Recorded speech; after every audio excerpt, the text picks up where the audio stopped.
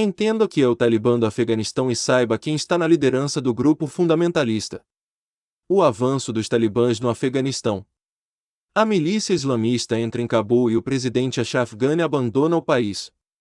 O braço político do Talibã, que o representa internacionalmente, é sediado em Doha, Catar, e liderado pelo cofundador do grupo, o Mullah Abdul Ghani Baradar. Foi esse subgrupo que, por exemplo, se encarregou das negociações com os Estados Unidos, sob liderança do Mullah Abdul Hakim. No idioma pacho, Talibã significa estudante. Hoje em dia, porém, o nome do movimento militante do Afeganistão evoca imagens de terror e destruição, e não homens e mulheres debruçados sobre livros.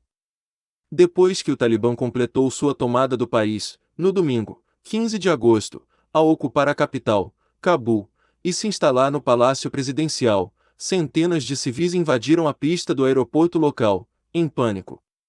Eles tentaram embarcar nos poucos aviões militares que ainda estavam decolando, tamanho seu desespero de escapar de um país agora mais uma vez sob o domínio dos fundamentalistas islâmicos.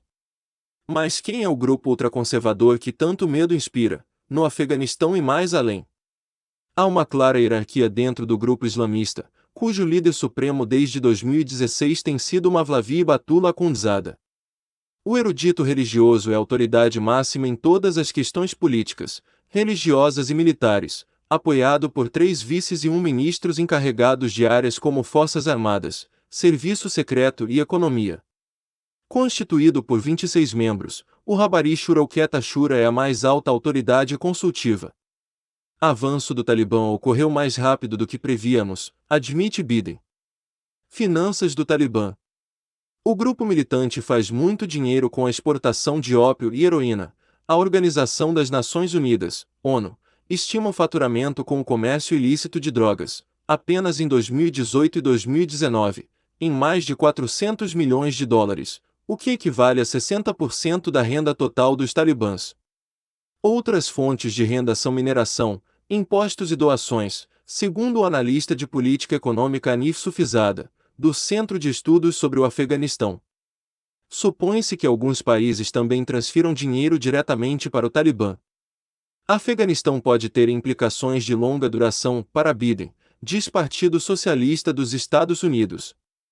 Guido Seinberger, do Instituto Alemão para a Política Internacional e Segurança, SWP, explica que o grupo conta com 2 países aliados, um é bastante improvável, o Irã. As guardas revolucionárias têm apoiado o Talibã nos últimos anos, para derrotar os americanos. Porém o mais importante é o Paquistão, que luta ao lado do Talibã. História do Talibã. O Talibã emergiu da brutal guerra civil que se sucedeu à retirada da União Soviética do Afeganistão. Embora o grupo tenha se formado oficialmente em 1994, depois do fim da Guerra Fria, alguns dos seus combatentes haviam lutado contra as forças soviéticas, com a ajuda secreta da CIA e forte apoio saudita e paquistanês. Especula-se que a origem do nome do movimento seria o fato de muitos de seus membros terem sido estudantes de madraças, escolas religiosas, afegãs e paquistanesas onde se prega uma forma extrema do Islã sunita, e que eram financiadas com dinheiro saudita. Inicialmente, o Talibã era apenas mais um entre centenas de grupos que lutavam na guerra civil que eclodiu após a retirada soviética. O Mullah Mohammed Omar, que se tornaria o fundador do Talibã afegão, ficou desapontado por a lei islâmica não ter sido instaurada em seu país após o fim da ocupação soviética. Ele reuniu 50 estudantes que juraram livrar o Afeganistão de senhores da guerra e criminosos. Eles falavam em restaurar a ordem, a paz e a segurança no país assolado pela guerra. Opinião: chega de hipocrisia em relação ao Afeganistão. O grupo cresceu rapidamente, com apoio decisivo dos serviços de inteligência do Paquistão, e começou a tomar cidades e províncias. O grupo era inicialmente popular entre a população, por combater sádicos senhores da guerra, muitos deles anteriormente apoiados pelos Estados Unidos, reabrir rotas de comércio e por proibir práticas tribais difundidas no interior do Afeganistão como a Bashabazi, uma forma de escravidão sexual de meninos. Em 1996, os talibãs ocuparam a capital Cabul e derrubaram o governo. Também executaram brutalmente um ex-presidente do país que governou com apoio soviético. 2 anos mais tarde, o regime tinha controle sobre 90% do Afeganistão. Valores talibãs: o rigor da Sharia. No entanto, o saldo do regime talibã não foi apenas um comércio mais seguro. A ideologia do grupo se baseia no salafismo, uma forma radical do islamismo. Uma vez no poder, ele impôs com rigor a lei da Sharia, em parte contrária aos direitos humanos e especialmente severa com as mulheres e meninas. A partir dos 10 anos, as meninas ficavam proibidas de frequentar a escola. As mulheres tinham que trajar burca, cobertas da cabeça aos pés. Dirigir automóveis era punido com pena de morte, e elas só podiam sair em público escoltadas por um homem, em geral o marido ou um irmão. Televisão, música e salas de cinema foram banidos para todos os afegãos. Assassinos e adúlteros eram executados em público, furtos eram punidos com amputação. Opinião: os Estados Unidos falharam e enterram sua credibilidade no Afeganistão. O regime também passou a destruir símbolos que não se enquadravam na sua visão radical, como estátuas budistas milenares, e também ordenou que praticantes de outras religiões usassem emblemas em suas vestimentas para que fossem identificados em público. Segundo observadores, décadas depois, os talibãs não mudaram sua abordagem. Os relatos vindos de Kandahar e outras regiões já ocupadas nas últimas semanas não são promissores, diz a analista americana Jessica Berlin. Não temos nenhuma razão para acreditar que eles se tornaram mais humanitários. Fim do primeiro regime talibã.